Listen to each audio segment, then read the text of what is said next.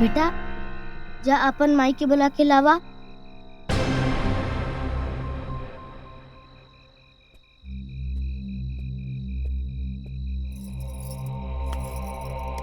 Mummy. हाँ? वो बुलाओ ताने तो के।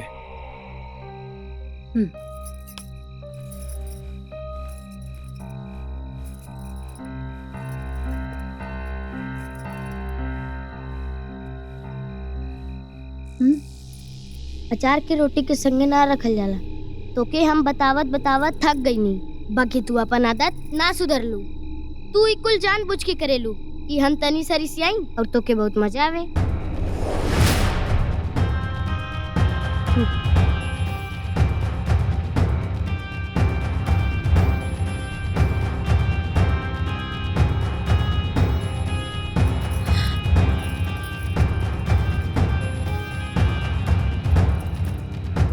का भाई मम्मी? अचार वाली बात तोहरी पापा और हमरी अलावा और केहू के पता ना रहे।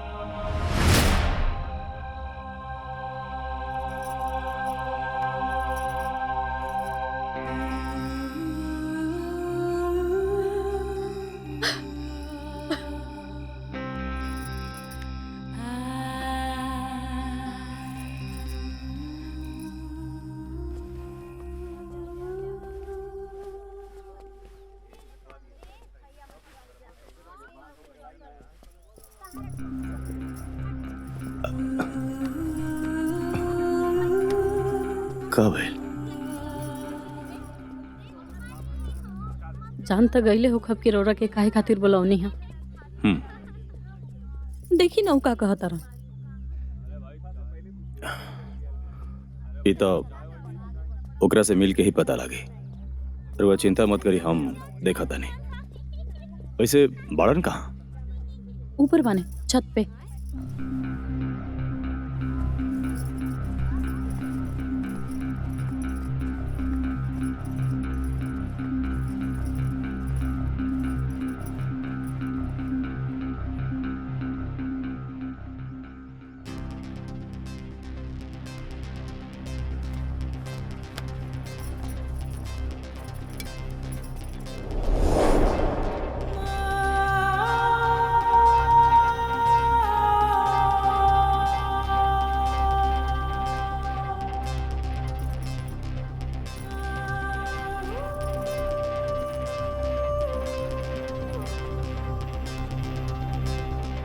बाबू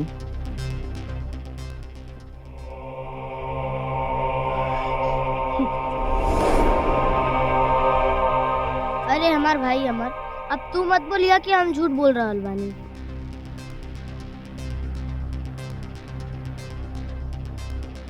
वो बात तो ठीक बा, लेकिन ये बताओ कि तोहार मौत कैसे भइल रहे?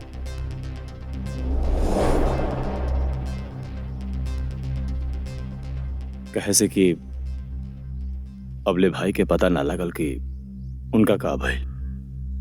अरे भाई उहे तो नहीं याद आवत। कुछ तो याद हुई। हाँ याद बा, बचपन में पंसारी के दुकान से जब मीठा गोली लेके भागत रहला तब तोहरा पीछे एगो कुत्ता पड़ गेल रहे। तोहरा याद बा भाई? बोला बोला। एक बात तो खाली हमरा और एकरा पता रहे।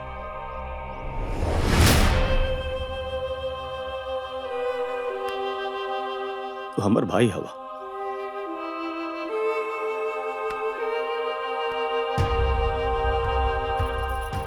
तहार मौत कैसे भइल रहे? बस हम इहे एगो सवाल के जवाब नहीं दे सकत, काहे से कि हमके ई बात याद ना बा। तभी कैसे मानल जाए कि अजय ही ये रूप में जन्म लेले बाटे? भैरव भैया तो के याद ना बा? तू कहेला कि हमरा पीछे साड़ पड़ल रहे, ऐसे हमार पैर के हड्डी टूटल रहे। बाकी हमके याद बा, तू हमके बतौले रहला कि अमरूद के पेड़ से तू गिरल लाला, ऐसे तो हर पैर के हड्डी टूटल रहे।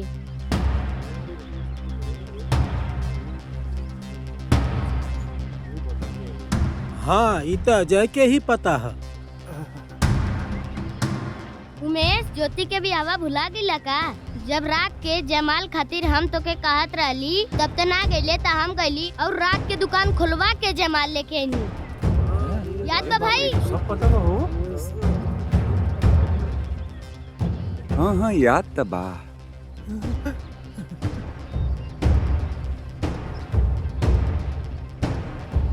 देखी लोगन, हम अपन बेटी के कन्यादान खुद करल चाहतनी।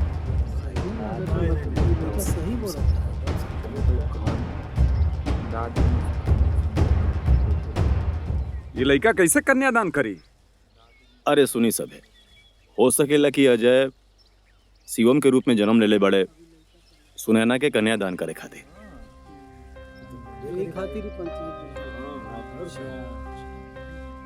हम आप सबसे निवेदन करता नहीं कि पंच परमेश्वर शिवम के अनुमति दे दे सुनैना के कन्यादान करे खातिर। हाँ शायद यह विधि का विधान है। सही बात, एकदम सही कहा तुमने। पंचों को एकदम निर्णय बहुत सही।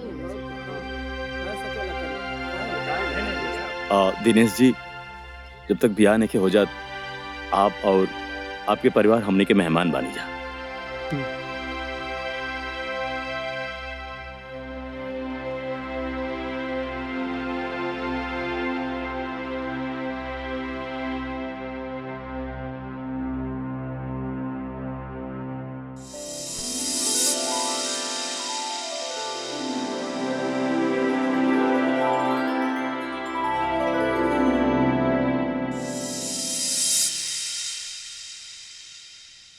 मम्मी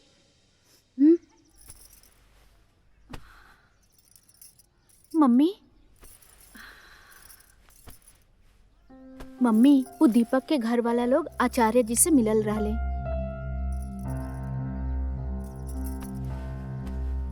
कितना बार कहले बनी कि होखे वाला पति के नाम ना लेहल जाला। अरे ब्याह के बाद ना ले, पर बात तो सुना। आचार्य जी कहत रहनी कि शिवम पापा के पुनर्जन्म हा।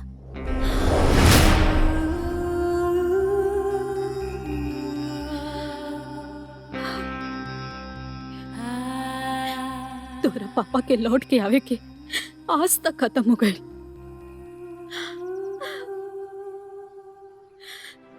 तोहर पापा ना अपना बेटी के कन्यादान करे आई बना।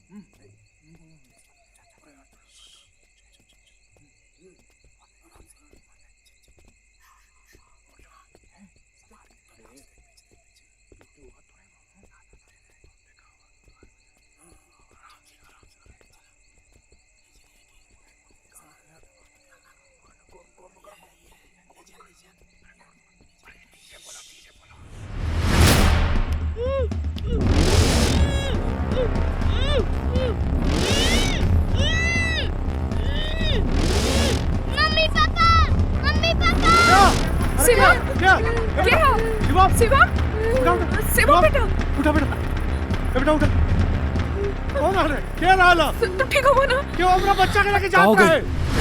क्या रहा?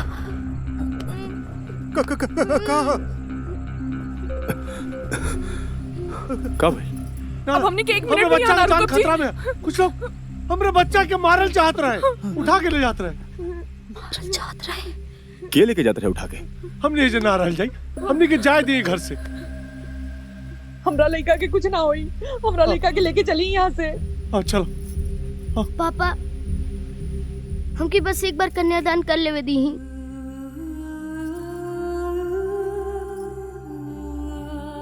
कुछ कन्यादान ना हुई बेटा, चलो घरे चले के कुछ ए ना दिनेश जी, हमार बात सुनी, घबराई मत। हमरा रहते हुए शिवम के केहू बाल भी बाका नहीं कर सकत।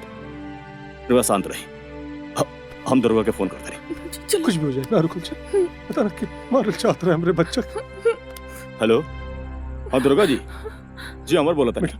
कहीं लगल तो ना ना जी तनी घरे आई ना जी, बहुत जरूरी काम बा। हाँ जी जी,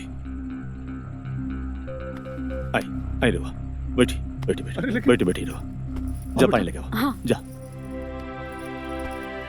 हमरे रवा घबराई हमरे मत, छोट से बच्चा से यूं का दुश्मनी हो सकेला। शांत हो जा।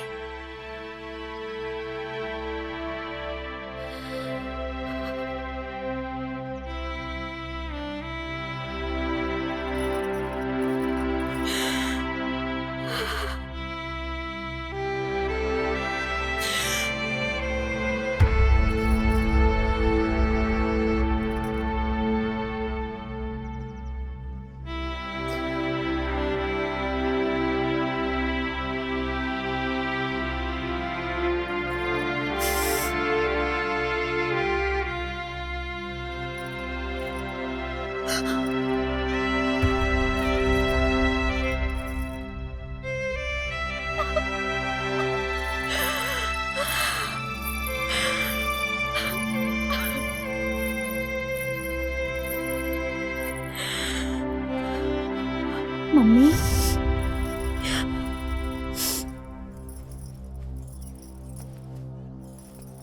का भइल? और तू यहाँ का करत बाड़ू? अभी तक तैयार काहे ना भइलू? का करी सुनैना, आज तक हम तोरा पापा के अइला के इंतजार में अपने मांग में सिंदूर सजा के रख ले रनिया, लेकिन आज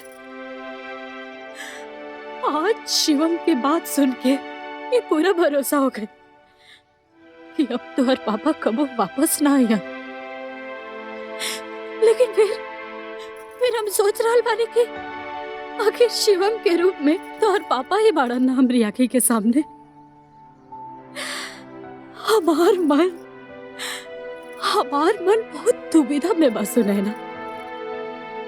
हमार जिंदगी एगो ऐसन मोड़ पर आके खड़ा हो गइल बा जहां हम खुद फैसला नहीं ले पाओ कि आखिर हम क्या हैं, एगो सुहागन या फिर विधवा।